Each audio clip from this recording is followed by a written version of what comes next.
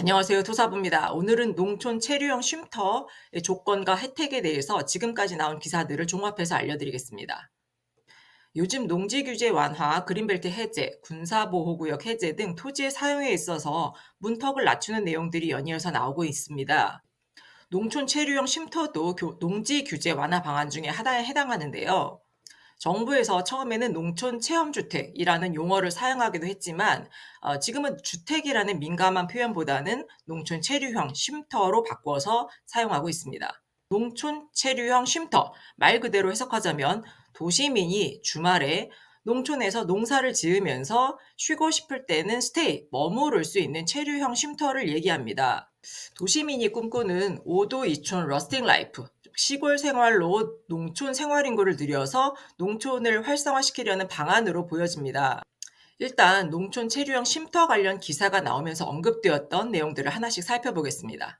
기사 내용을 보시면 정부는 농촌 생활 인구를 늘리기 위해서 농촌 체류형 쉼터를 조성하기로 했다. 현재 농업인이 아니더라도 주말 체험 영농인으로 등록을 하면 농업진흥지역에 속하지 않은 0.1헥타르 미만의 농지를 소유할 수 있지만 정작 농사를 지으며 묵을 곳이 없어 불편하다는 의견이 많았다는 내용입니다. 현재 도시민은요, 1000제곱미터 미만, 즉 약 300평까지는 주말 농장 용도로 농지를 매수할 수 있습니다. 실제 이 조건을 갖추어서 농사를 짓더라도요, 농사 지으면서 쉴 곳이 없어 불편한 것은 사실입니다. 두 번째 기사 내용을 보시면 정부는 우선 농촌 체류형 쉼터를 도입하기로 했다. 도시에 거주하는 사람들이 농촌에 큰 비용을 들여 집을 사지 않아도 잠깐 머물며 쉴 수 있는 컨테이너나 조립식 주택 등을 농지에 지을 수 있다. 쉼터는 주택수에 포함되지 않아서 취득세, 재산세 등 세금 부담이 없다. 일률적으로 20제곱미터를 넘길 수 없는 농막보다는 더 크게 지을 수 있도록 할 계획이다라고 언급하고 있습니다. 현재 이 5도 2촌을 꿈꾸면서 세컨하우스에 관심을 가지더라도 가장 크게 고민하는 부분이 바로 이 주택수입니다. 농막은 아무래도 불편하니까요. 내가 작게라도 세컨하우스를 지으면 이 주택은 무조건 주택수에 포함이 됩니다.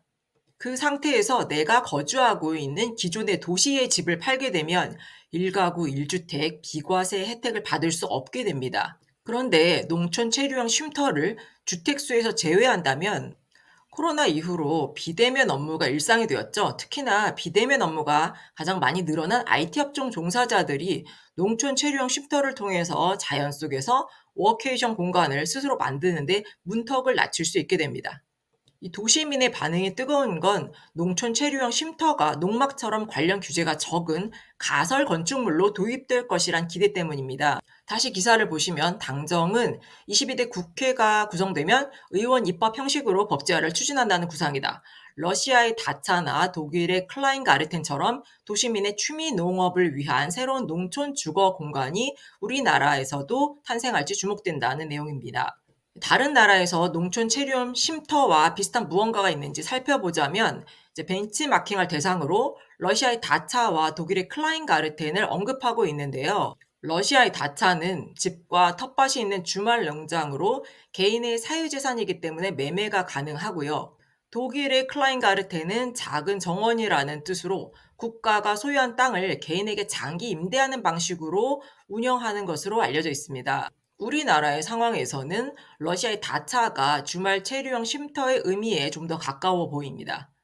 주말 체류형 쉼터 이제까지 내용들을 종합하자면 도시민을 위한 주말 농장 쉼터고요. 1000제곱미터 미만, 약 300평 미만의 농지에서 가능할 것으로 보이고 그래서 농업진흥구역은 아닙니다. 가설 건축물 20제곱미터 이상이고요. 쉬고 자고 일시적인 거주가 가능합니다. 주택수에 포함되지 않고 그래서 취득세 없고 재산세 없고 전용비도 없는 것으로 지금까지 나와 있습니다. 현장에서는요, 2022년 8월 18일부터 농지위원회가 신설되어서 농지를 취득하는 데 심사를 강화하고 있습니다. 농지위원회의 심사 대상은 다음 7가지입니다. 이 중에서 두 번째, 농지 소재지 또는 연접 시군구에 거주하지 않으면서 농지를 취득하려는 자가 좀 돋보여 보이는데요. 사실 서울에서 용인까지는 직선거리로 30km 미만인 곳이 많습니다. 그런데도 불구하고 연접하지 않아 있기 때문에 농지위원회의 심사를 거치는 일이 있는데요. 좀 더 까다롭게 바뀐 거죠. 그리고 세 번째, 한 필지의 농지를 3인 이상의 공유로 취득하려는 자도 농지위원회의 심사를 거치게 됩니다. 주말 체류형 쉼터에 대해서 이제까지 나온 기사와 더불어서 이 두 가지 조건, 연접지에 대한 규제와 한 필지 농지를 3인 이상 공유로 취득하려는 자에 대한 심사를 완화한다면 이 주말 체류형 쉼터를 관심 있는 도시민들의 문턱을 낮춰줄 것으로 보입니다. 농지 전용 부담금도 3월에 완화하는 방향으로 손을 본다고 하니까요. 올해 3월, 4월에는 농지를 활용할 수 있는 여러 가지 발표들이 있을 것으로 보입니다. 농지 규제 완화 관련 추가적인 사항들은 계속적으로 업데이트하도록 하겠습니다. 시청해주셔서 감사합니다. 영상이 마음에 드셨다면 좋아요, 구독, 알림 설정을 부탁드립니다. 감사합니다.